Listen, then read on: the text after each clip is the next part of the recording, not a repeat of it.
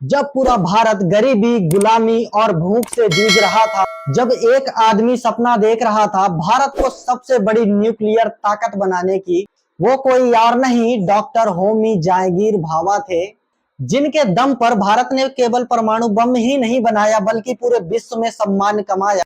लेकिन दोस्तों, क्या आप जानते हैं इस जीनियस साइंटिस्ट को खुद के देश में ही साजिश का शिकार होना पड़ा था। तो चलिए दोस्तों, आज के इस वीडियो में जानते हैं होमी भाभा की सच्ची कहानी।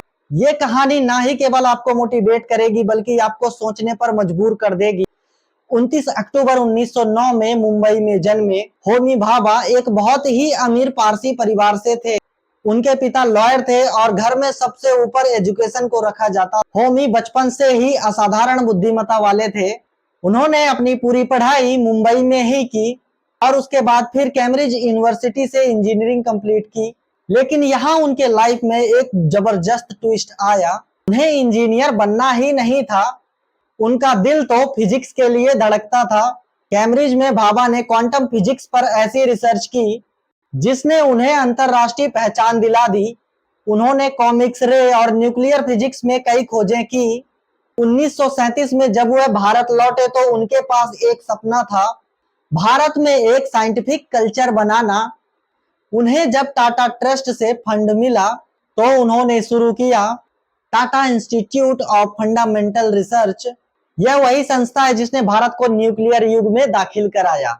1948 में जब भारत आजाद हुआ तब पंडित नेहरू को होमी भाभा ने भारत के लिए एटॉमिक एनर्जी प्रोग्राम का विजन दिया, तो उसे विज्ञान और तकनीकी के दिशा में आगे बढ़ाना होगा। 1954 में उन्होंने एटॉमिक एनर्जी एब्लिशमेंट की नींव रखी, जिसे बाद में उनके सम्मान में भाभा एटॉमिक रिसर्च सेंटर रखा गया। उनकी लीडरशिप में भारत ने न्यूक्लियर रिसर्च रिएक्टर डिजाइन और स्पेस साइंस में दुनिया को चौंका कर रख दिया। लेकिन जिस इंसान ने भारत को विज्ञान के ऊंचाइयों तक पहुंचाया, उसकी मौत आज भी एक रहस्य बनी हुई है। 24 फरवरी 1966 का वह दुखद भरा दिन था। 24 फरवरी 1966 होमी भाभा एक इंटरनेशनल कॉन्फ्रेंस के लिए बेनिया जा रहे थे, लेकिन उनका प्लेन हिमालय के पहाड़ी में क्रैश हो गया। कुछ रिपोर्टरों का कहना है कि CIA यह नहीं चाहती थी कि भारत एक परमाणु शक्ति बने। अब सवाल यह उठता है कि क्या होमी भाभा की मौत एक साजिश थी या मात्र एक दुर्घटना।